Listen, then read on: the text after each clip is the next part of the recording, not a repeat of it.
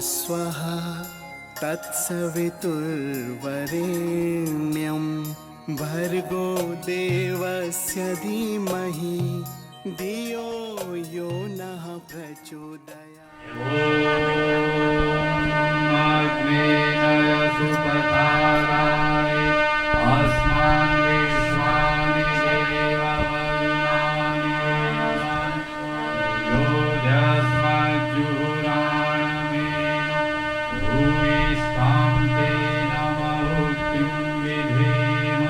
मुंबई जो कि निर्माणाधीन है, उसके निर्माण यज्ञ में आए हुए समस्त कार्यकर्ता भाइयों और बहनों का हार्दिक स्वागत है। ये एक महती योजना, महाकाल का सभी को निमंत्रण। स्वामी विवेकानंद का कहना था कि हमारी सबसे ज़्यादा कोशिश अपने सच्चे साथियों का साथ निभाने में होनी चाहिए। सच्चे साथी कौन? हमारे सत्कर्म। हाड़ मांस का शरीर शायद हमेशा ना रहे, जो रहेंगे वो सत्कर्म रहेंगे। मुंबई में हम आज रहें ना रहें, ये चेतना केंद्र परम पूज्य गुरुदेव के युग निर्माण योजना के स्मारक के रूप में हमेशा यहाँ रहेगा। एक महती योजना, परम श्रद्धेय डॉक्टर प्रणब पांड्या आदरणीय जी के संरक्षण में इसका निर्माण कार्य शुरू हो चुका है। आज का यह कार्यकर्ता सम्मेलन महाकाल की इस योजना में आप सभी की भागीदारी सुनिश्चित करने का एक मंच, एक संकल्प। जब लंका के लिए पुल का निर्माण हुआ था तो उसमें सारी सहभागिता रीछ और वानरों की रही थी। निर्माण तो शायद पहले ही हो चुका था, श्रेय लेने का सौभाग्य बस उन रीछ और वानरों को मिला था। उसी तरीके से हमारा मिशन पैसों से नहीं बना है, हमारा मिशन आत्मीयता से बना है, साधना से बना है। भागीदारी पैसों की तो चाहिए ही, किसी भी कार्य के लिए चाहिए होती है, लेकिन वो तो सिर्फ इंसिडेंटल हुआ। सबसे प्राथमिक आवश्यकता साधना की है, जप की है, आत्मीयता की है। कुछ ऐसी ही योजना इस भागीदारिता की प्रक्रिया में तय किया गया है, जिसका उल्लेख कार्यक्रम के अगले चरणों में किया जाएगा। हर गायत्री परिवार का हर परिजन श्रद्धेय की वाणी में अपने लिए मार्गदर्शन, निर्देश और संदेश ढूंढता है। उन श्रद्धेय के स्वागत के लिए मैं मंच पर आमंत्रित करता हूं प्रियंका दामले दीदी को, प्रभारी।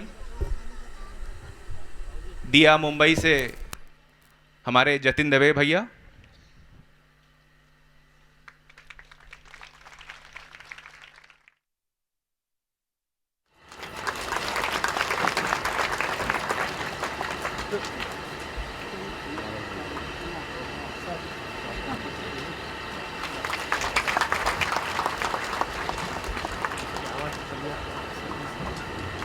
श्री शरद पाटिल जी का स्वागत।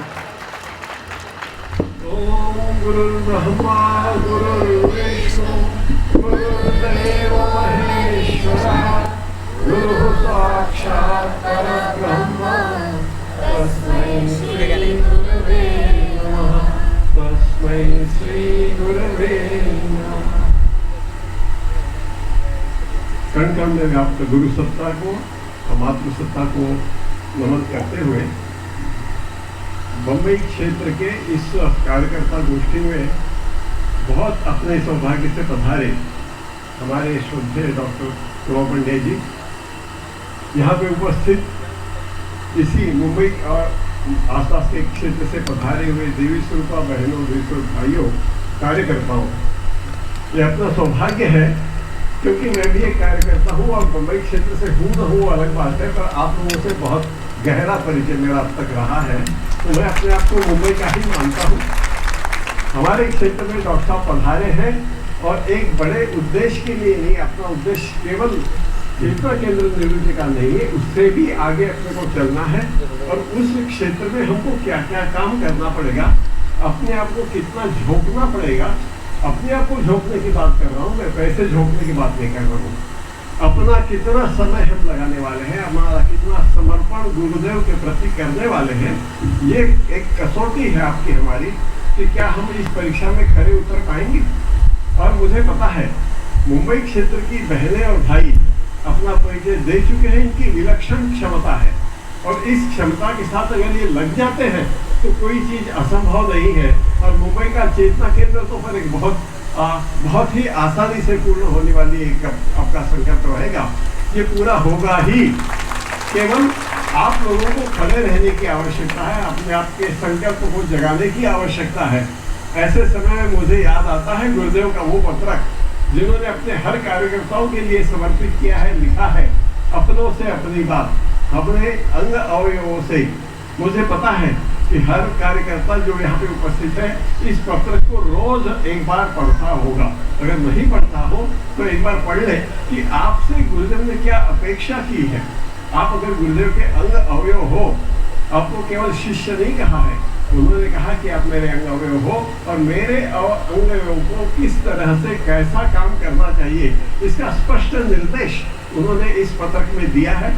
पत्रक पढ़ने में मुश्किल से 5 मिनट लगते हैं। हर कार्यकर्ता को अपने घर में अपने साधना स्थल में इस पत्र को पढ़ना चाहिए, इसके बगैर काम होगा नहीं। क्योंकि हमको बार बार अपने आप को याद दिलानी पड़ती है कि मैं कौन हूँ, मेरी क्षमता क्या है, मैं किस महान गुरु सत्ता का शिष्य हूँ और मुझे क्या करना है। अगर ये आप पत्र पढ़ लेंगे तो आपका स्वयं ही मार्ग खुलता जाएगा। आप सब एकत्रित रहते हैं तो बहुत बड़े बड़े कार्यक्रम आपने संपन्न किए हैं और मुझे इसके अंदर बिल्कुल ही संदेह नहीं है कि कोई भी योजना में जहाँ मुंबई के परिसर के लोग विशेषकर बहनें हाथ डालती है तो उसको पूरा करके ही रुकती है। और मैं आप सब लोगों को बधाई देता हूँ कि इतने छोटे समय में आप सब लोग यहाँ पे बड़ी संख्या में उपस्थित हुए।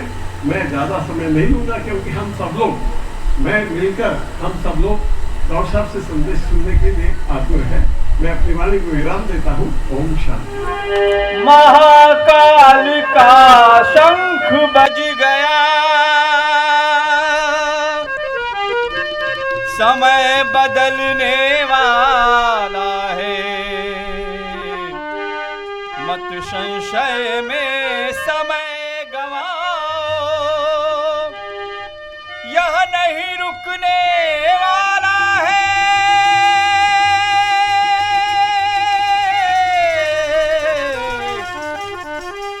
महाकाल की चली सवारी, चलो साथ हो जाए। महाकाल की चली सवारी, चलो साथ हो जाए, चलो साथ हो जाए। यह परिवर्तन की बेला है, युग परिवर्तन लाए।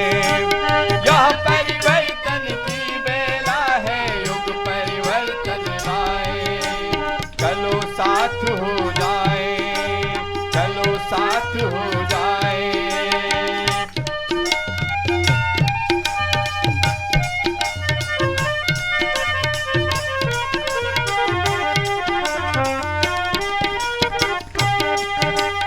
महाकाल के चरण थिरकते हैं देखो द्रुत गति से। महाकाल की चाल संभाले संभल रही न प्रगति से। महाकाल के चरण थिरकते हैं देखो द्रुत गति से। महाकाल की चाल संभाले संभल रही न प्रगति से। विकृतियों की छाती पर हो रहा कि तांडव नर्तन। विकृतियों की छाती पर हो रहा कि तांडव नर्तन। अब अनित्य अत्याचारों का होगा निश्चित मर्दन।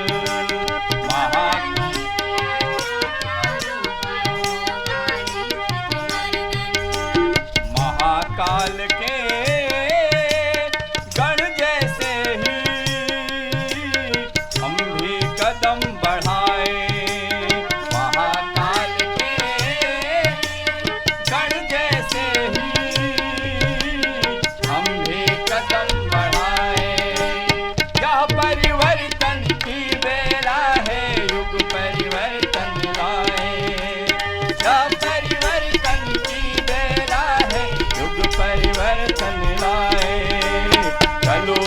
साथ हो जाए, चलो साथ हो जाए।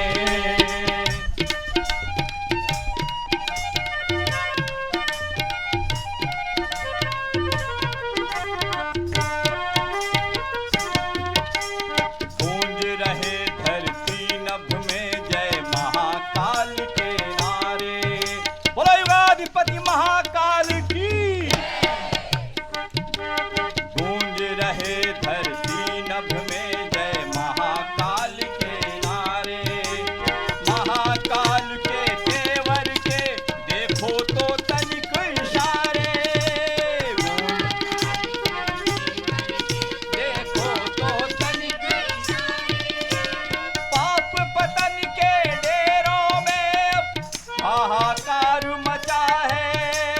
पाप पतन के डेरों में हाहाकार मचा है। महाकाल की कुपित दृष्टि से कोई नहीं बचा है। महाकाल की कुपित दृष्टि से कोई नहीं बचा है। महाकाल के गढ़ बनने की हिम्मत चलो जुटाएं। महाकाल के गढ़ बनने की हिम्मत चलो जुटाएं। यह परिवर्तन की बेला है, युग परिवर्तन लाए। यह परिवर्तन की बेला है, युग परिवर्तन लाए। यह परिवर्तन की बेला है, युग परिवर्तन लाए। दोनों हाथ उठा के ताली बजाइए।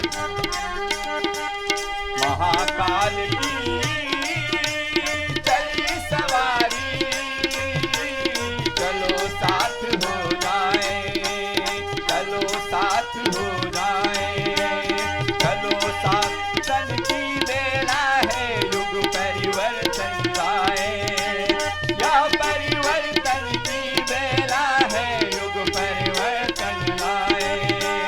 चलो साथ हो जाए, चलो साथ हो जाए, चलो साथ। जय जय महाकाल, जय जय महाकाल, जय जय महाकाल, जय जय महाकाल। बोलो युगाधिपति महाकाल की। परम श्रद्धेय डॉक्टर प्रणब पांडे साहब का उद्बोधन होगा। हम सभी कार्यकर्ता बंधु जिसके लिए यहाँ आए हैं, इसकी आशा के लिए हम लोग यहाँ एकत्रित हुए हैं, जिनका परिचय तो नहीं दिया जा सकता। लौकिक परिचय की शुरुआत कुछ यूँ होती है, एमडी मेडिसिन में गोल्ड मेडलिस्ट, लेकिन दूसरे पहलू की परिचय की शुरुआत होती है कि जिन्होंने अपने सद्गुरु की आवाज़, उनके आह्वान को सुनकर अपना समस्त जीवन उनके मिशन के, हमारे परम पूज्य गुरुदेव के युग निर्माण योजना हेतु समर्पित किया। परम श्रद्धेय डॉक्टर साहब, जिस तरीके से रामकृष्ण परमहंस के संदेश को स्वामी विवेकानंद ने विश्व तक पहुंचाया, विश्व के कोने कोने तक पहुंचाया, कुछ उसी तरीके से हमारे परम पूज्य गुरुदेव के संदेश को, उनकी वाणी को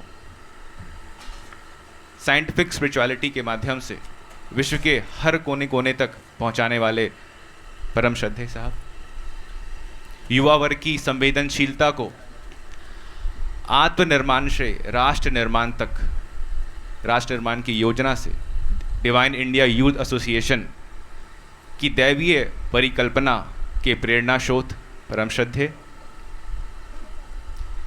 साथ ही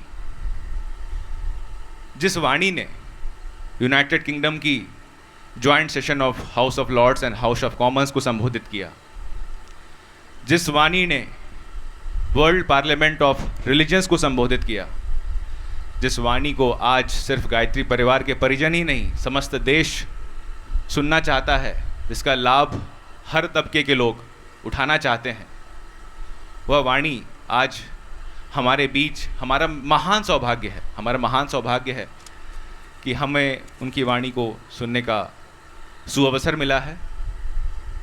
मैं श्रद्धेय डॉक्टर साहब से आग्रह करूंगा, कृपया अपना उद्बोधन दें। गायत्री मंत्र सूर्य की साधना का मंत्र, और सूर्य को हम प्रार्थना करते हैं कि सूर्य देवता हमें सद्बुद्धि दीजिए।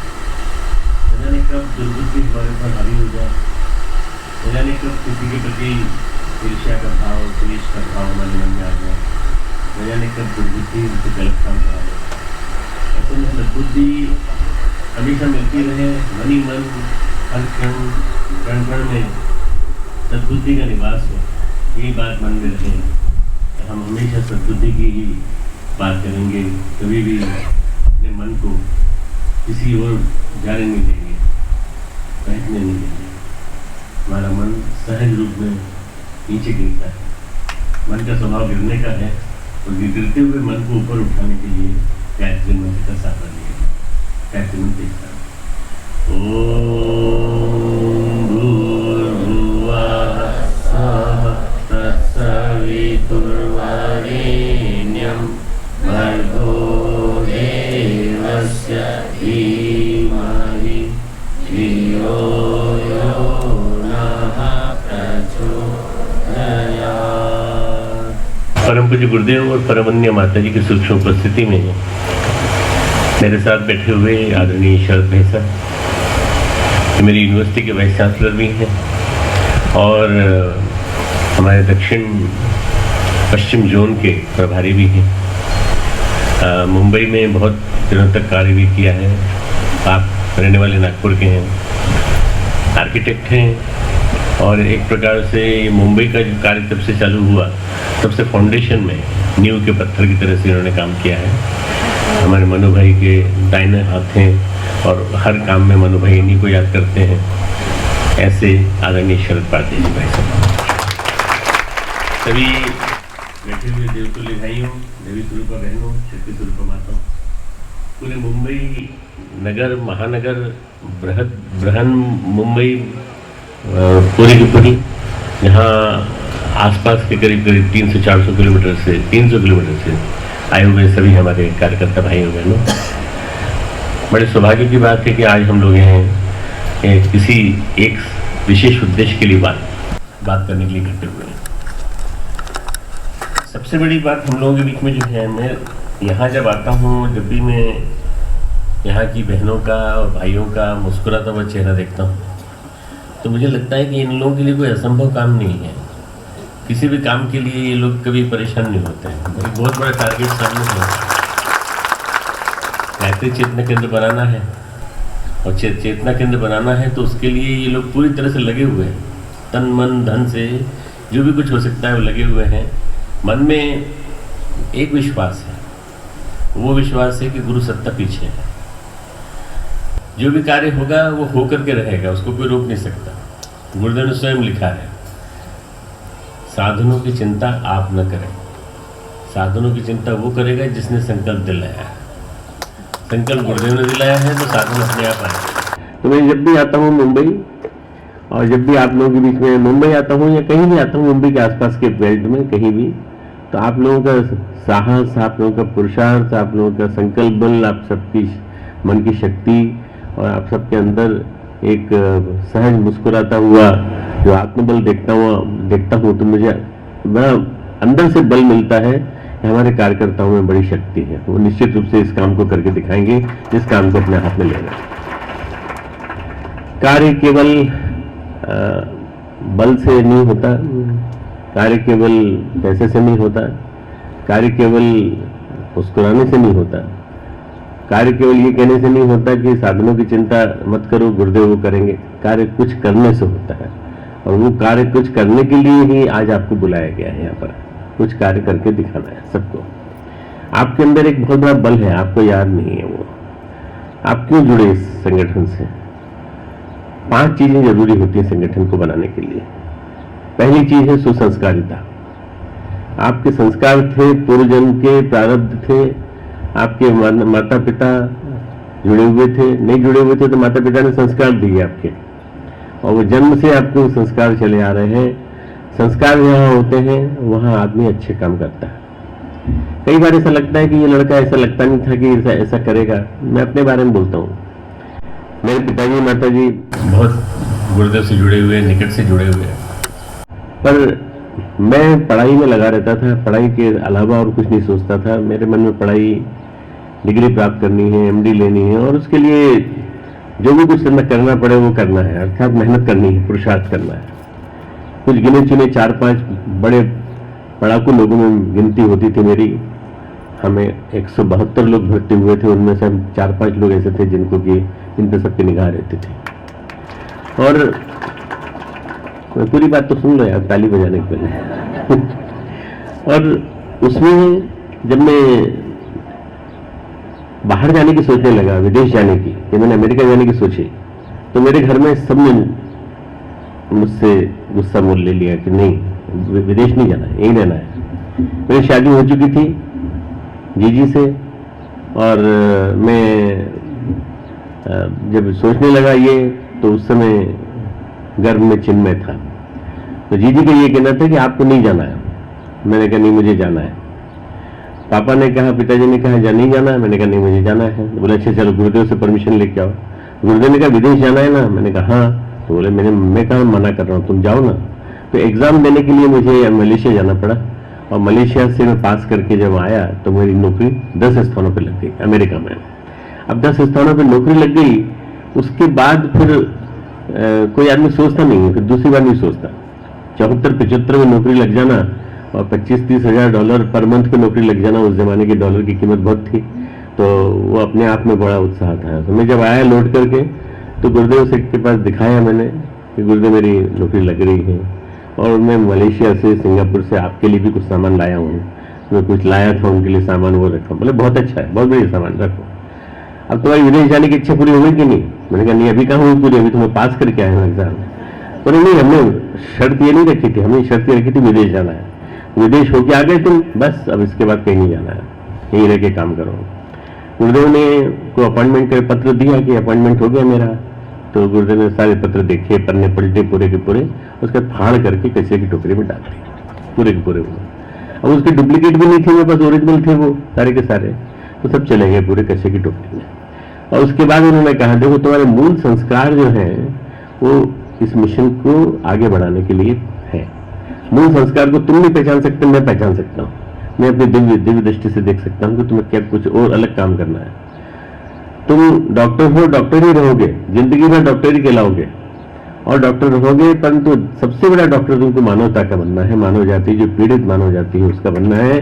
उसके लिए तुम इसको छोड़ो मत, इस अभियान को छोड़ो मत, जो मेरे साथ चलने का अभियान है। मैंने कहा अब आपने तो जो कुछ करना था कर दिया, वो पैसे की टोकरी में डाल दिया, अब तो कुछ करना ही नहीं। जो कुछ आप कहेंगे वो करूंगा। साल भर मैंने नौकरी की BHEL में और नौकरी करके 1 साल बाद तुरंत एक झटके से उन्होंने बुलाया और फिर मुझे उस मोर्चे पे लगा दिया जिस मोर्चे पे मैं तब से लगा हुआ हूँ, 78 सितंबर से। भाइयों बहनों, संस्कार जो होते हैं आदमी के, वो न जाने कहाँ से कहाँ ले जाते हैं। संस्कारों की यात्रा बड़ी महत्वपूर्ण। मैंने किताब लिखी है अंतर जगत की यात्रा का ज्ञान विज्ञान, भाग 1, 2, 3, 4 चारों भाग छप चुके हैं। आप पढ़िएगा संस्कारों की यात्रा कितनी विलक्षण होती है। संस्कार होते हैं जैसे गीली मिट्टी में हम चलते हैं, चप्पल से दबाते हैं तो छाप पड़ जाती है, फिर हम आगे चलते हैं फिर छाप पड़ जाती है। इसी तरह से हमारे मस्तिष्क पर छाप पड़ती जाती है हर जन्म की, और हर जन्म की जो छाप पड़ती जाती है वो छाप ही हमें आगे के लिए मोटिवेट करती है। मेरी वो जो छाप पड़ती चली गई संस्कारों की, उसी ने मुझे आगे बढ़ाया।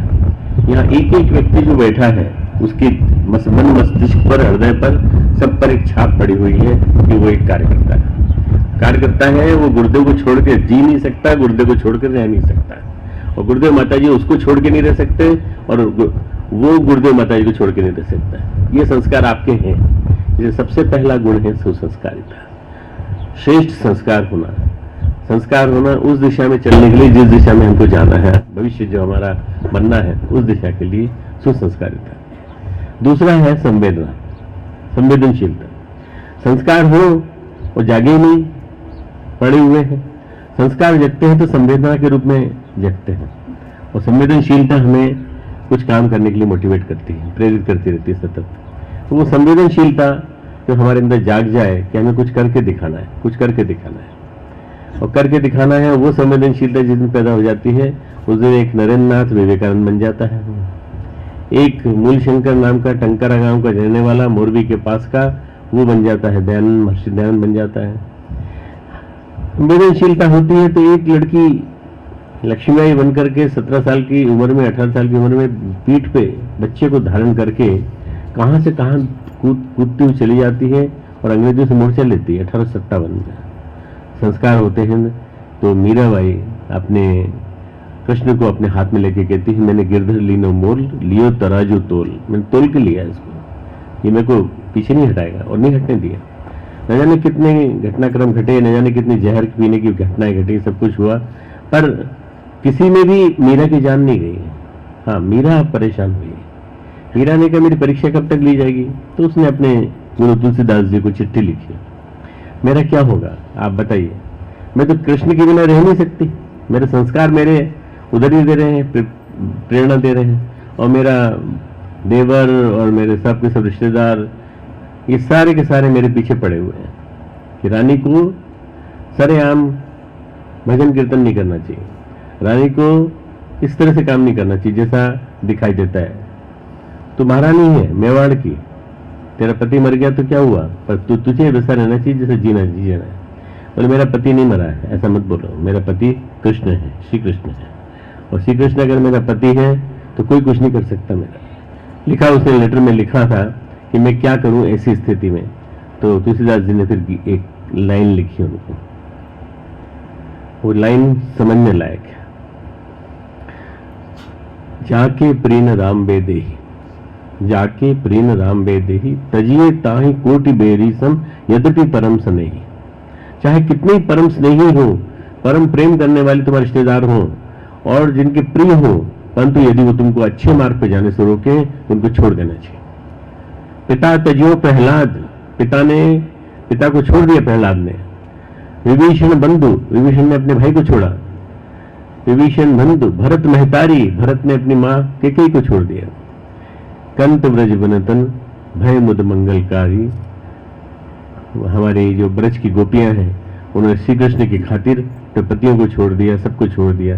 ये 4 उदाहरण उन्होंने बताए। उन्होंने कहा भय मुद मंगलकारी, जाके प्रेम राम वेदेही, तजिए ताहि कोटि बेरी सम, यद्यपि परम स्नेही।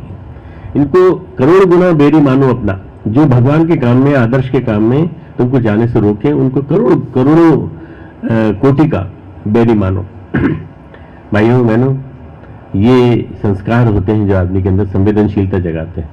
उस जवाब को पाकर मीरा का बल और बढ़ गया, और उसके बाद ऐसा कहते हैं कि मीरा कृष्ण की मूर्ति के साथ ही एकाकार हो गई, उसी के साथ गले में लपटाए हुए उसी में सो गई, वही उसका अंत होना था। मित्रों, ये सारे उदाहरण उन लोगों के हैं जिन लोगों ने अपने जीवन को पूरी तरह से भगवान की खातिर लगा दिया। ये जो 2 चीज मैंने बताई आपको, संवेदनशीलता, सुसंस्कारिता, ये आप सबके अंदर है, आप सबके अंदर है। संवेदनशीलता भी है, और वो संवेदना ही है जो इतनी भयंकर ज्येष्ठ की भूमि में, ज्येष्ठ की गर्मी में आपको यहाँ बैठने को मजबूर कर रही है। कोई कथा नहीं हो रही किसी की, महाराज जी की कोई कथा नहीं हो रही, कोई महामंडलेश्वर 1008 की कथा नहीं हो रही। ये जो है सामान्य से अपनों से अपनी बात हो रही है, बिल्कुल अपने परिजनों से अपनी बात हो रही है। इसको सुनने के लिए आप लोग धूप में, कड़ी धूप में यहाँ बैठे हैं। मित्रों, तीसरी चीज है जो इसके बाद आती है, संवेदनशीलता के बाद, अगर संवेदना सोई रहे तो क्या फायदा। संवेदना को सक्रिय होना चाहिए, सक्रियता, एक्टिव संवेदनशीलता। जब संवेदना सक्रियता में बदल जाए, अरे मुझे बहुत दुख होता है देख करके, मनु भाई कितना जोर के काम करते हैं, ये करते हैं, अंदर से रोना आ जाता है। अंदर से नहीं, बाहर से रो, और बाहर से रो करके मनु भाई के जैसा काम करो, करके दिखाओ। मतलब ये कि संवेदना को सक्रिय बनाओ भाई। सक्रिय बनाने के लिए खुद भी चलो, उसी स्पीड से चलो। मैं एक बार गुरुदेव के चरणों में गुरुदेव लेक्चर सुन के आया, मुश्किल से 29 साल की उम्र थी मेरी। मैं गुरुदेव आए, बैठे, मैंने उनके चरणों में सिर रखा, 1979 की बात होगी, और मैंने कहा गुरुदेव, मैं कहा आज आपका लेक्चर सुनने के बाद समझ में आ गया कि मुझे क्या करना चाहिए। मेरे आंखों में आंसू थे, और मैंने कहा कि मैं सब कुछ लगाने को तैयार हूँ, अपने आप को पूरी तरह से खपाने के लिए तैयार हूँ, आप बताइए क्या करना है। गुरुदेव का पहले आंसू पोछो, चलो सक्रियता में बदलो। संवेदनशीलता केवल रोना नहीं सिखाती, संवेदनशीलता सक्रियता का सिखाती है। तुम सक्रिय बनो और सक्रिय बन करके तुम मिशन का काम करो। चलो मेरा लिखना चालू करो, मेरे अखंड ज्योति का लेखन संभालो, ब्रह्मवर्चस्व की रिसर्च का काम संभालो, वहां को लिखना, वहां लेबोरेटरी बनाना चालू करो। सारे के सारे काम उन्होंने इस तरह से कराए हैं। मित्रों, मैंने 20-20 घंटे काम किया, 24-24 घंटे में उस जमाने में, जवान था, ऊर्जा थी खूब, 20-20 घंटे काम किया है और मेरे को कभी थकान नहीं लगी, कभी थकान नहीं लगी। सक्रियता इस स्तर की हो कि आदमी अंदर से उसके उभर के आ जाए कि नहीं, हमें लग जाना है, खप जाना है। ये संवेदनशील अच्छे कार्यकर्ता का गुण है, सुसंस्कारिता, संवेदनशीलता, सक्रियता। सक्रियता का एक और उदाहरण मैं आपको देता हूं मित्रों। खालसा पंथ में एक नाम आता है पंज प्यारों का, आपने नाम सुना होगा, पंज प्यारे। पंज प्यारे कौन थे? गुरु गोविंद सिंह जी ने कहा, मुझे धर्म संस्कृति की रक्षा के लिए आदमी चाहिए, कोई अपना सिर देने को तैयार है क्या? लोगों को लगा गुरुजी आज ज्यादा नहीं सोए, शायद कम सोए, इसलिए सिर मांग रहे हैं, क्या मांग रहे हैं, कुछ क्या बोल रहे हैं, क्या कहना चाहते हैं, समझ में नहीं आया।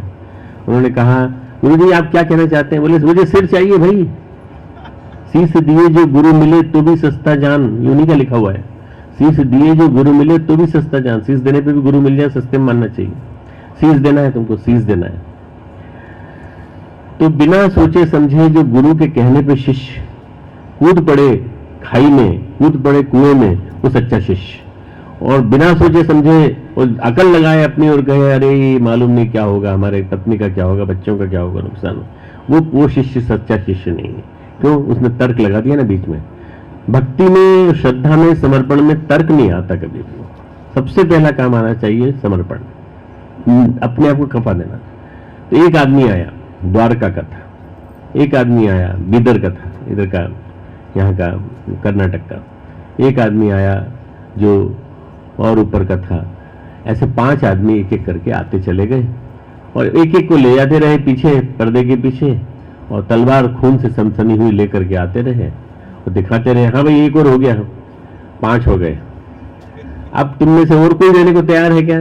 तो कोई उनकी आंख से आंख मिलाने को तैयार नहीं था, क्योंकि आंख से आंख मिलाई, उन्होंने कहा तू आ जा, चल तू ही आ जा, जब मैं आपसे आंख से आंख मिलाऊं और कहीं आप कहो कि अरे बालूम ने भरोसा नहीं, डॉक्टर साहब ऊपर बुला लें। तो ऐसे में कोई आंख से आंख मिलाने को तैयार नहीं है और सबके सब नीचे मुंह करके खड़े कि कहीं हमसे नहीं कहते, हमसे नहीं कहते कि तुम आ जाओ, तुम आ जाओ, तुम आ जाओ। उन्होंने, एक ने कहा, गुरुजी गुस्सा शांत कर दीजिए और आप ये बताइए कि इन 5 को आपने क्यों मारा? आपने जान से मार दिया, पूरा गर्दन काट दी, तुमको मालूम है सारी बात? उन्होंने पर्दा खोल दिया। पर्दा खोला तो 5 के 5 आदमी खड़े थे, तिलक लगा हुआ था उनके यहाँ पे और गले में फूलों की माला पड़ी थी, एक बकरा कटा हुआ पड़ा था नीचे, बकरे की गर्दन में वो जो खून की तलवार डाल लगा के आ जाते थे, बार बार दिखाते थे, उसी को लोगों ने समझ लिया, मार दिया। गुरु की बात पर ऐसा विश्वास करो जैसे तुम ये मान के चल रहे हो कि ये हमारे हित की बात कही जा रही, चाहे हमको मारने की बात क्यों ना कह रहे हो, चाहे हमको कुछ भी करने की बात क्यों ना कह रहे। ऐसा विश्वास, दृढ़ विश्वास, पक्का विश्वास जो था वो उन 5 का था। वो 5 के 5 व्यक्ति जैसे दिखे जिंदा तो सब चिल्लाए, महाराज जी हमारे भी ले लीजिए जान ऐसी।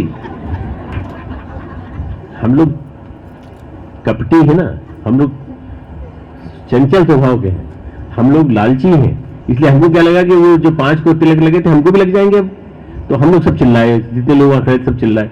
गुरु जी ने कहा चुप। जिस समय इनको मालूम था कि इनकी जान जा रही है तब तो इन्होंने दे दी जान अपनी, तब अंदर आ गए। और अब जब तुमको पता चल गया कि जान नहीं जा रही है, केवल तिलक लग रहा है, माला पहने जा रही, तब तुम आगे आने की कोशिश कर रहे हो, तुम नहीं आओगे। अब ये 5 ही 5 पंज प्यारे कहलाएंगे, सिखों के पंज प्यारे हैं। ये सिखों में गुरु भक्ति बड़ी गजब की होती है, बड़ी मैं जहां जाता हूँ वहां देखता हूँ, ये पहले गुरुद्वारा नहीं था, गुरुद्वारा कैसे बन गया? अरे मालूम नहीं, न जाने कैसे बन गया, 1-1.5 साल के अंदर बन गया, खड़ा हो गया। गुरुद्वारे बना के खड़ा कर देते हैं बड़े बड़े स्थानों पे, वो इतनी अच्छे असंभव काम है। ऊपर होके आया, हेमकुंड साहब होके आया 1996 में, तो उनका गुरुद्वारा देख के आया। इतना बड़ा गुरुद्वारा वहां उन्होंने बनाया, कितना बड़ा सामान ले गए होंगे, कैसे ले गए होंगे, कम से कम कुछ नहीं तो 11-12 हजार फीट की ऊंचाई पर कैसे बनाया होगा उन्होंने। सिखों की गुरु भक्ति गजब की है मित्रों, ये सक्रियता है, सक्रिय संवेदन शीलता से भरी हुई सुसंस्कारिता। चौथा है मित्रों प्रामाणिकता, ऑथेंटिसिटी। प्रामाणिकता होनी चाहिए। हमने कह दिया तो फिर हमारे वर्ड्स को हमको मेंटेन करना चाहिए। ऐसा नहीं कि चलेगा चलेगा चलेगा कल्चर नहीं चलेगी। अब तो ये है कि प्रामाणिक बनना पड़ेगा, प्रामाणिक व्यक्तित्व वाला बनना पड़ेगा। और प्रामाणिक व्यक्तित्व होगा तो क्या होगा, कभी आपसे कोई गलती नहीं होगी, किसी तरह की गलती नहीं। और आपको गुरु देने में कोई कमी नहीं रखेंगे, गुरु हमेशा देते रहेंगे। प्रामाणिकता सबसे बड़ी चीज है। किसी ने, मेरे साथी जो लेखन करने वाले लोगों में से किसी ने गुरुदेव से एक बार पूछ लिया, मैं नहीं था उस दिन, मैं गया हुआ था जीजी को लेके सब दक्ष प्रजापति। तो मीटिंग बुला ली गुरुदेव ने, बातचीत करना चालू की, गुरुदेव ने बातचीत की। एक ने पूछ लिया, गुरुदेव आप हम सबसे ज्यादा डॉक्टर साहब पे क्यों विश्वास करते हैं? मतलब हम लोग कुछ भी कहें तो आप हमारी बात पे विश्वास नहीं करते, उनकी बात पे क्यों विश्वास करते हैं? बोले बेटा एक चीज है उनके अंदर सबसे बड़ी चीज, वो मेडिकल में डॉक्टर है ये नहीं, एमडी है डॉक्टर नहीं, मेरे सन इन लॉ है वो भी डॉक्टर, वो भी कोई बहुत बड़ी बात नहीं। और सबसे बड़ी बात है कि प्रामाणिक है। मैं जो कहा है वो उन्होंने करके दिखाया, बस। प्रामाणिकता सबसे बड़ा गुण है। अगर प्रामाणिकता रहेगी तो मिलेगा, नहीं तो नहीं मिलेगा। तो मित्रों मुझे मिला, जो उन्होंने कहा वो प्रमाण के रूप में मैंने करके दिखाया कि ये आपने कहा। आप वो किताबें लेके आया मैं ढेर सारी, उन किताबों को पूरी की पूरी किताबों के ढेर को उनके सामने रख दिया। मैं इलाहाबाद से लेके आया, मैं बनारस से लेके आया। तो उन्होंने कहा रख जाओ किताबें रख जाओ। तो मैं उठाने लगा, अपनी अंग्रेजी किताबें उठाने लगा। मैंने समझा कि डॉक्टर गुरु जी को अंग्रेजी कहाँ आती है, तो अंग्रेजी किताब नीचे ले जाने लगा मैं। तो उन्होंने कहा रख जाओ, सब किताबें रख जाओ, ये सब किताबें रख जाओ। मैं सब रख दी, नहीं क्यों नहीं। नीचे उतर आया, सुबह 3 साढ़े 3 बजे करीब बुलावा आया और गुरुदेव ने कहा लो मैंने सारी किताब पढ़ डाली। अब गुरु पे विश्वास होना चाहिए, वास्तव में पढ़ी होगी, विश्वास होना चाहिए। मैंने विश्वास किया और मैंने कहा गुरुदेव सारी किताबों पे आपने पूरा देख लिया? बोले सब देख ली, हर एक पे निशान लगा दिए हैं मैंने, जगह जगह निशान लगा दिए, फ्लैग लगा दिए, तुम इनको पढ़ना। और तुम कुछ कचरा लेके आए हो, 100-125 किताबें कचरा है, मतलब वो शोभा बढ़ाएंगे तुम्हारी लाइब्रेरी की, पर कोई चिंता की बात नहीं, तुम्हारी शुरुआत है, धीरे धीरे तुम सीख जाओगे कौन सी अच्छी किताबें कौन सी बुरी किताबें तुम लाना वही लाओगे। प्रामाणिकता के आधार पर मैंने परखा कि मेरे गुरु को हिंदी इंग्लिश से कोई मतलब नहीं है। मेरे गुरु तो जिस किताब पे हाथ रखेंगे वो किताब उनको याद हो जाएगी, मुझे कुछ करने की जरूरत नहीं है, मुझे तो ये मान के चलना है कि सब कुछ सही होने वाला है। प्रामाणिकता। और तो प्रामाणिकता के बाद आखिरी गुण है 5वां, संगठनशीलता। बंध जाओ एक दूसरे के साथ, रस्सी में बन जाओ एक दूसरे, किसी के प्रति कोई बैर मत रखो। निर्वैरः सर्वभूतेषु। भगवान कृष्ण गीता में कहते हैं मुझे सबसे अच्छा कौन पसंद है? निर्वैरः, जिसके मन में वैर न हो। सर्वभूतेषु, सब जीवों के प्रति। हमारे यहाँ तो कार्यकर्ता ही कार्यकर्ता के प्रति वैर रखता है। हमारे यहाँ तो उसको माइक क्यों मिल गया, वो क्यों बोल रहा है, वो क्यों बोल रहा है, वो क्यों कर रहा है, वो क्यों कर रहा है, वो क्यों। हमें सबके प्रति बैर का भाव मिटा करके जब हम काम करेंगे तो मित्रों आप देखेंगे कि काम होता चला जाएगा। तो ये संगठनशीलता जो है सबसे बड़ा गुण है। और संगठनशीलता यदि आपके अंदर आ गई तो आप मान करके चलिए मित्रों कि देखते देखते ये मिशन न जाने कहां से कहां तक बढ़ता चला जाएगा। कार्यकर्ता का सबसे बड़ा गुण है कि वो संगठन में खप जाता है। एक ईंट थोड़ी ओवर साइज होती है, थोड़ी साइज से बड़ी होती है, तो उसको क्या करता है वो राज जो होता है वो काट देता है, उसको राज काट देता है और फिर लाइन से लगाता है। तब भी नहीं लगी तो उठा के फेंक देता है, कहते दूसरी ईंट लेके आओ। अगर आप साइज में फिट नहीं हुए तो गुरुदेव आपको काटेंगे, नहीं कटे तो फेंक देंगे उठा कर। इसी साइज में फिट होना पड़ेगा। साइज मतलब संगठन के नॉर्म्स के हिसाब से, अनुशासन के हिसाब से लगना पड़ेगा। जिस जगह लगना है वहीं लगना पड़ेगा। ऐसा नहीं कि मेरी इच्छा है कि मैं नींव में नहीं लगूं, मैं ऊपर लगूं, कंगूरे पे लगूं। नहीं, नींव में लगना तो नींव में लगोगे, कंगूरे पे लगना तो कंगूरे पे लगोगे, सबसे ऊंचाई पर। इसलिए संगठनशीलता सबसे बड़ी चीज है। मुंबई क्षेत्र बहुत बड़ा है, बहुत बड़ा। मैं तो जब भी आता हूं मुझे सबसे अटेंशन इस बात का होता है कि कितने घंटे बैठना पड़ेगा वहां तक पहुंचने के लिए। 3 घंटे, 2.5 घंटे। कल दामले साहब ने कहा नहीं अपन जल्दी पहुंच जाएंगे, 1.5 घंटे में, 2 घंटे में। वास्तव में कल पहुंच भी गए 1.5 घंटे 2 घंटे में, ट्रैफिक ज्यादा ही था। पर मैं इसके पहले एक बार आया था जब भिवंडी कार्यक्रम में, तो मुझे 2.5 घंटे, 2.5-3 घंटे लग गए। मैंने कहा मुंबई एयरपोर्ट पे उतर गए, नगर में घुस गए, पर उसके बाद फिर जो है इतना टाइम लग रहा है। हमारे कार्यकर्ता पूरे देश, पूरे क्षेत्र में बिखरे पड़े हैं। पर हर कार्यकर्ता के मन में सपना है हमारा चेतना केंद्र बन के रहेगा, चेतना केंद्र बन के रहेगा। चेतना केंद्र बन के कैसे रहेगा मित्रों? आप सब उस चेतना केंद्र के प्राण हैं, उस चेतना केंद्र के हर तरह से आप एक अंश हैं, और चेतना केंद्र के अंश होने के नाते आपको अनुमान नहीं है कि किस तरह से 10 साल बीते। आपको मालूम है कि सीता जी का हरण और सीता जी को हरण करने के बाद रावण का ले जाना, ये सारी प्री प्लान योजना थी, पूरी पूरी। कहाँ बनी थी? स्वर्ग में बनी थी योजना। और कितने बनाई थी? जो राम बने थे, विष्णु, उन्होंने योजना बनाई थी, और शंकर जी और ब्रह्मा जी दोनों प्रमाण के रूप में साथ साथ बैठे थे। उन्होंने योजना बनाई कि ऐसा ऐसा होगा, ऐसा ऐसा होगा। भगवान राम ने कहा 14 साल तप करेंगे, हम वन में रहेंगे, सबके बीच में रहेंगे, और ये सारी की सारी योजना चली मित्रों। 14 साल तक तप किया, एक अच्छे परिवार में जन्मे, खूब खाता पीता घर, शादी तय हो गई, शादी भी होके आए तो शादी लेकर के आए अपनी पत्नी को, पर दोनों पति पत्नी शादी के बाद तुरंत बाद हनीमून पे चले गए। कहाँ? जंगल में। जंगल में तपो, और पूरी तरह से वहां पर जब रहे तो लक्ष्मण जी बाहर पहरा देने वाले, सीधे भगवान सर्पराज जो हमको धारण किए हुए हैं उनके प्रतीक हैं। वो धरती को जिन्होंने धारण कर रखा है, ऐसे लक्ष्मण पूरी पूरी धरती को धारण करने वाले वो रक्षा कर रहे हैं भगवान राम। 14 साल तक जिन्होंने जागरण किया, निरंतर जागरण किया, एक मिनट भी नहीं सोए, और बराबर तप करते रहे। और भगवान राम, भगवान से माता सीता 2 साल उन्होंने कष्ट झेला, रावण के दरबार में रही, रावण के उसमें रही। पर रावण कितना भी दुष्ट हो, कितना भी असुर हो, कितना भी कैसा भी हो, सोने की लंका वाला हो, सब कुछ हो, पर उसके पास सबसे बड़ा बल था, तो वो ये था, सीता के पास जाते ही उसका न जाने कहां से उसके अंदर जागृत हो जाता था, उसके अंदर का देवत्व, और वो जागृत होते ही वो दूर चला जाता था। बस ये सीता जी का बल भी था और रावण का बल भी था, जो आत्मबल उसके अंदर पैदा हो जाता था कि नहीं, मैं कोई गलत काम नहीं करूंगा। उठा के तो लेके आया था, तो ये सब हुआ। और उसके बाद फिर युद्ध हुआ, हनुमान लगे, नल नील लगे, सुग्रीव लगे, पूरी की पूरी सेना लगी रावण इनकी, और इन सब की सेना, इन सब हर एक देवी देवता का अंश था। आपको मालूम है जितने भी थे रीछ वानर, सब देवी देवताओं के अंश थे। तो इसी उद्देश्य से धरती पर आए थे कि रावण की असुरता को मिटाना है। और मित्रों, जब रावण की असुरता को मिटाने के लिए जब वो आए तो उनको मालूम था, पीरियड भी मालूम था कितना समय लगेगा, 14 साल लगेंगे। 14 साल लगे, तब जाकर के जब भगवान लेकर के आए सीता को, और सीता को लेकर के आने के बाद, सीता माता को लेकर आने के बाद जब प्रवेश किया उन्होंने, तब अयोध्या में, पहले अयोध्या में 14 साल में तजी तजी भूषण भोग सुख जियत अवधि की आस। भूषण आभूषण भोग सब छोड़ करके 14 साल तक लोगों ने न तो शादी की, न उन्होंने 14 साल के अंदर किसी ने आभूषण पहने, न किसी ने भोग किया, न कोई कहीं कोई घूमने फिरने गया। सबके सब जप करते रहे, तप करते रहे, सब कर। मित्रों, इस जमीन को लिए 14 साल होने जाता है। 14 साल का तप करने का समय पूरा हो गया है।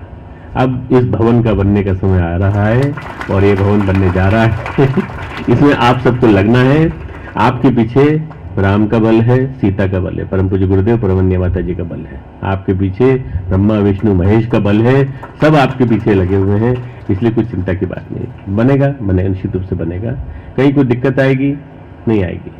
मैं तो जब मुस्कुराते हुए हमारे आदरणीय हमारे भाई को देखता हूँ, इनको तो मनु भाई को, तो इनको देख के मुझे सहज मुझे लगने लगता है कि बनेगा कैसे नहीं। भाई ये मुस्कुरा रहा है आदमी, इसके ऊपर इतना बोझ है, उसके बाद मुस्कुरा रहा है, तो निश्चित रूप से होगा। आप सब इनके हाथ पांव हैं, आप सब गुरुदेव के हाथ पांव हैं। और ये जो सेंटर है, जो केंद्र है हमारा, इस केंद्र में बहुत ज्यादा कुछ नहीं होने वाला। मतलब हमने कितने करोड़ रुपए का पूरा खड़ा कर दिया। 300-400 करोड़ रुपए का तो निर्माण हमने कर दिया वहां पर, हम शांति कुंज यूनिवर्सिटी में। बोले साहब, शांति कुंज यूनिवर्सिटी में तो लोग देते हैं, पर देने के लिए प्रामाणिक बनना पड़ता है हमको। हमने प्रामाणिक बन करके दिखाया, तब जाके तो लोगों ने दिया हमको। और हर चीज स्वामीनारायण मंदिर में भी देते हैं, और भी मंदिरों में देते हैं, सब जगह देते हैं। पर ये मंदिर नहीं है, ये चेतना केंद्र है। यहां से संदेश जाएगा पूरे विश्व को, पूरे देश को, पूरी आर्थिक महानगरी को, आर्थिक राजधानी को। देश की आर्थिक राजधानी है मुंबई। यहाँ को एक संदेश जाएगा कि ये क्यों बन रहा है, किस लिए बन रहा है। मैं बेंगलोर गया था, तो बेंगलोर में मैंने वहाँ के आईटी प्रोफेशन के सब बच्चे इकट्ठे थे। मैंने उनसे कहा, बच्चों तुम इतना नहीं कर सकते मेरे लिए? ये देखो ज़मीन मिल गई और ज़मीन के पास की ज़मीन मिलने को तैयार है, और 4 मंजिल की बिल्डिंग खड़ी होनी है। तुमको कुछ नहीं करना है, तुम बस अपने मन में एक छोटा संकल्प ले लो कि क्या तुम कर सकते हो। समय तुम दे नहीं सकते, चलो जब भी तुमको वीकेंड मिले तो 4 वीकेंड में से 2 वीकेंड तुम्हारे, 2 वीकेंड मेरे। 2 वीकेंड मेरे मतलब तुम 2 वीकेंड इसके लिए दो।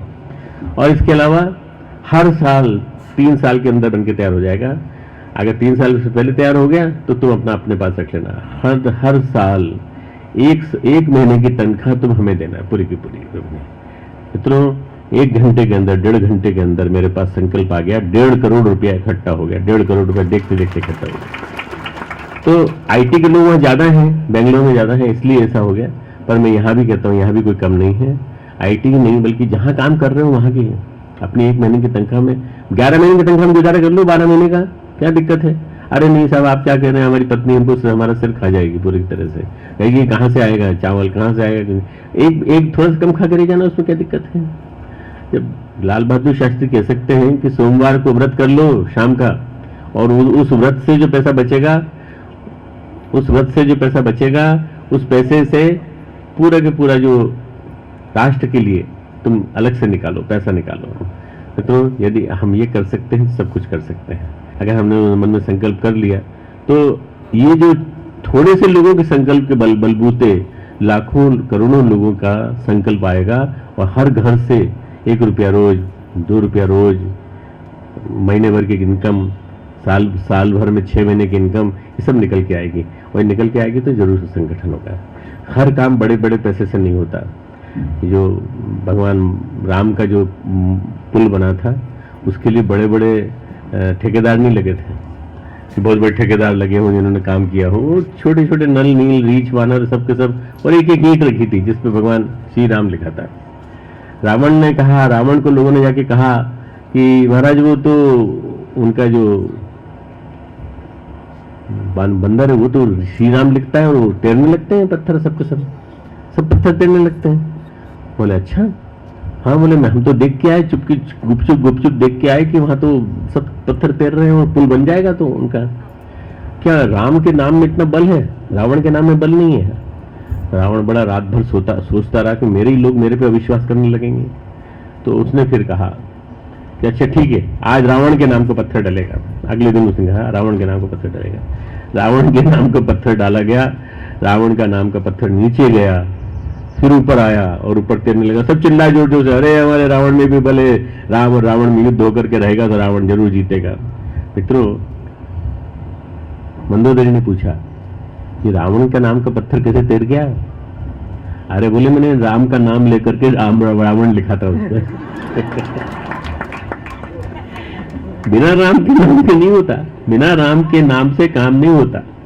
तो राम काज कीने बिना मोहि कहाँ विश्राम। यदि आप लोग भी राम का नाम लेकर के लग जाएंगे यदि इस काम में, तो कोई भी कष्ट, कोई भी तकलीफ आए, कोई भी कष्ट ना आए, कोई भी कष्ट आए, शांति कुंज आपके साथ खड़ा है। हम लोग पूरे शांति कुंज के कार्यकर्ता सहित जितने भी फील्ड के कार्यकर्ता हैं वो भी खड़े हैं। मुंबई का गायत्री चेतना केंद्र बनाने में पूरे भारत की जिम्मेदारी है।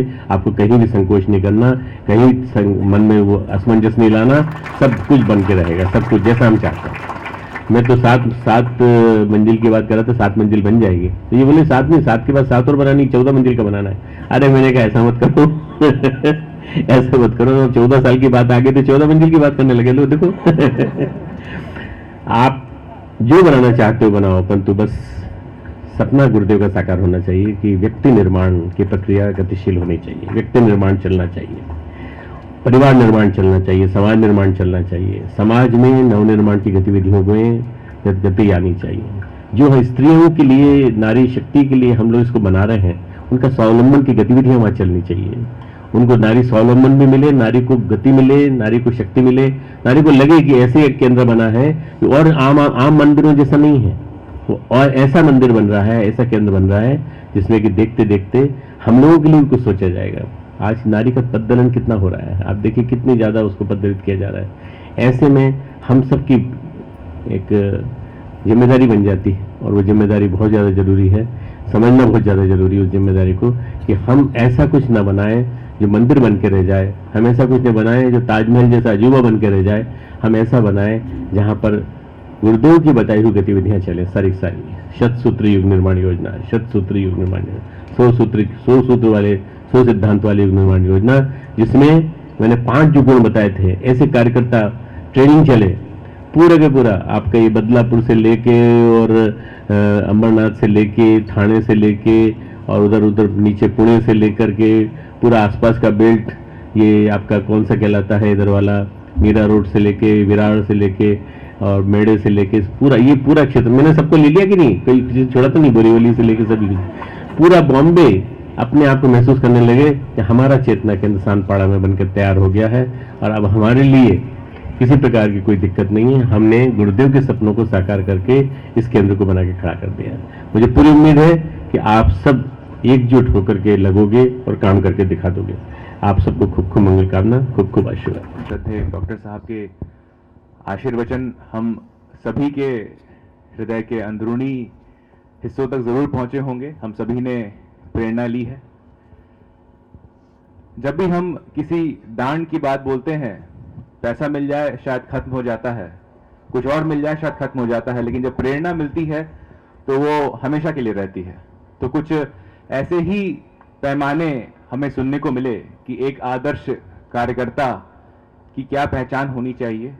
वो 5 पहचान, सुसंस्कारिता, संवेदनशीलता, सक्रियता, प्रामाणिकता एवं संगठनशीलता, ये 5 पैमाने जब हम सभी अपनी दैनिक जो हमारी दिनचर्या होती है, जब आत्मबोध और तत्वबोध का समय होता है, तो हम जरूर संकल्पित होकर इन 5 पैमानों पर हर दिन हर रात अपने आप का मूल्यांकन करेंगे कि क्या हम एक सही कार्यकर्ता हैं, क्या एक हम आदर्श कार्यकर्ता हैं।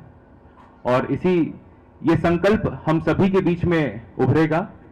श्रद्धेय की वाणी को हमने आत्मसात किया है और हम गायत्री शक्तिपीठ नाला सुपारा के सोहम पुरोहित जी एवं श्री विजय यादव जी, श्रीमती कुमकुम कंसल जी, गायत्री चेतना केंद्र सानपाड़ा,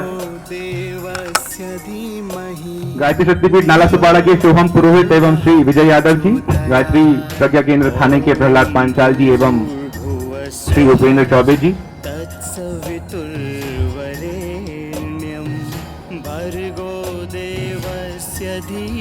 गायत्री शक्तिपीठ भिवंडी के डॉक्टर नीरज गुप्ता एवं श्री RS पांडे जी,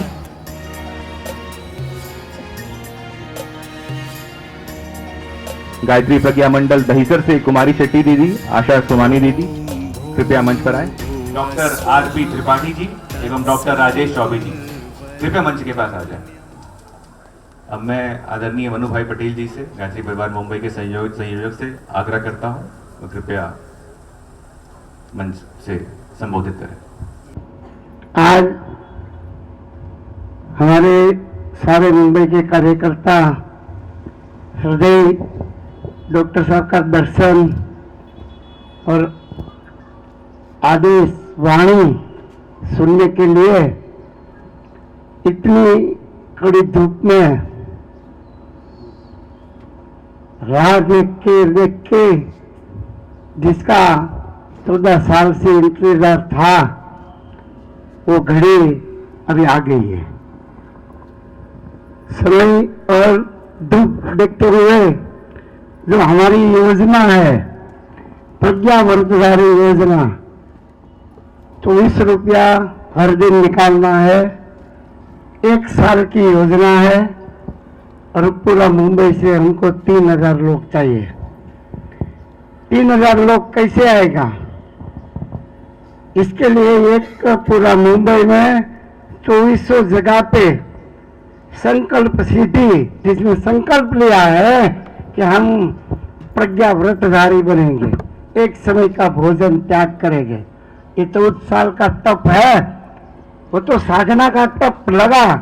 आज वो भूमि इतनी पवित्र हुई है, तो हम ये चाहता है कि जिसका भी साधन लगे, पैसा लगे, श्रम लगे, वो भी तप के साथ लगे। तप बिना तप का ये मंदिर ही बन जाएगा। हमको गुरुदेव का, परम पूज्य गुरुदेव का ऐसा घोषणा बनाने का है जहाँ कोई भी आवे अपनी इच्छा शक्ति लेके आवे वो पूर्ण होवे। कैसे पूर्ण होगे कि आपका तप चाहिए। तप किसको बोलता है? आपके घर में 3 टाइम 5 टाइम का खाना है और एक टाइम आपने समझ से छोड़ दिया। जो चीज मुश्किल को सामने से बुलाता है, भूख को सामने से बुलाता है ना, वो छोड़ देता है, उसका नाम तप है। वो तप आप इसमें लगाओ। और इसलिए मुंबई में 2400 जगह पे कुछ घर में, मोहल्लों में कोई मोहल्ला बाकी नहीं होना मांगता है जहाँ से प्रज्ञा व्रतधारी तैयार नहीं हुए। ये योजना ऐसी है। अभी जैसे हमने 6 केंद्र, पूरा मुंबई में 6 केंद्र तैयार किया है कि एक केंद्र को 500 जगह पे दीप यज्ञ करना है। और जो जिम्मेदारी जो केंद्र को दिया गया है आदरणीय संजय डॉक्टर साहब से, इसको शांति कुंज से पत्र दिया गया है। जी का शक्ति के साथ उसको पत्र दिया गया है और उसका संकल्प पूरा होए ऐसा हम डॉक्टर साहब से चाहता है कि हमारा ये 2400 जगह का जो संकल्प है वो पूर्ण हो। यदि 2 साल का प्रोजेक्ट है, 1.5 साल में हमने ये 3000 लोग तैयार कर दिया तो हमको किसका भी 24 रुपया से ज्यादा 1 रुपया का जरूरत नहीं है। बोलो एकदम भगवान की जय। अच्छा, अभी हमने मुंह पे बात कर रहे थे, सब लोग मिलते ये करते, बात होती रहती है। कई भाई बहन ने सुन के अपना संकल्प पत्र हमको दे दिया पहले से कि नहीं भाई हम ऐसा करेगा, हम इतना प्रज्ञा व्रतधारी करेगा, हम इतनी जगह पे दीप यज्ञ करेगा। इसलिए हमारे पास कई संकल्प आ गया है और वही भाई बहन को अभी बुलाया जाता है। हम ये चाहता है कि जिसका पहले सबसे पहले संकल्प आया वही लोग को बुला के श्रद्धेय डॉक्टर साहब से जरा आशीर्वाद प्राप्त कर ले और यहाँ से इसकी शुरुआत हुए तो हम जल्दी से जल्दी अपना टारगेट के ऊपर चले जाएंगे। सबसे पहले आज ही सुबह में हमारे श्रद्धेय से दर्शन करने को हम सुबह में गया तो सब शुभ शुरुआत जहां से हुई है, ये हमारा आज का दिन सबसे अच्छा दिन है जहां से शुरुआत हुई है। सुनो पहला बाद में ताली बालो। हमारे युवा बिया का मेंबर दिनेश विजय वर्गीय जी ने अपने समाज की तरफ से श्रद्धेय डॉक्टर साहब का चरणों में मुहूर्त के नाम पे आज 1,11,000 का चेक समर्पित किया है। मैं भाई इधर हाजिर है, बैठा है, तो मैं विनती करता हूँ कि आप जरूर इधर पधारें। दूसरा, ये अभी समय हो गया है, वापस आपको एक याद दिलाता हूँ, मुख्य कार्यक्रम हमारा है वो 3 से 6 बजे का है।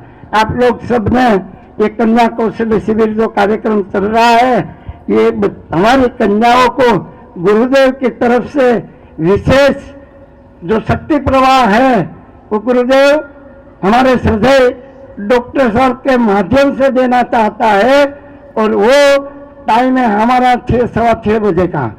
आप देखेंगे कि गुरुदेव का जो विशेष शक्ति प्रवाह है, उमंग प्रवाह है और संकल्प प्रवाह है वो प्रवाहित होगा।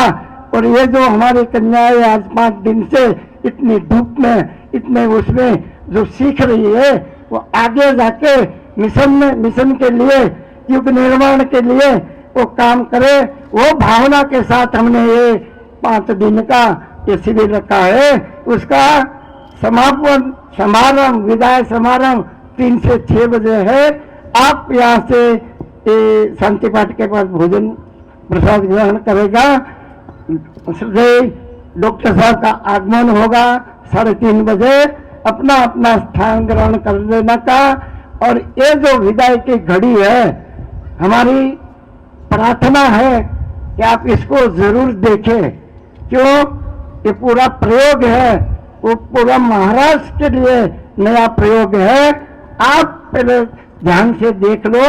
आगे हम ये चाहता है सर डॉक्टर साहब का आशीर्वाद से पूरा महाराष्ट्र में ऐसी योजना चले, ऐसी हमारी प्रार्थना है। ओम भूर्भुवः स्वः तत्सवितुर्वरेण्यं भर्गो देवस्य धीमहि धियो यो नः प्रचोदयात्।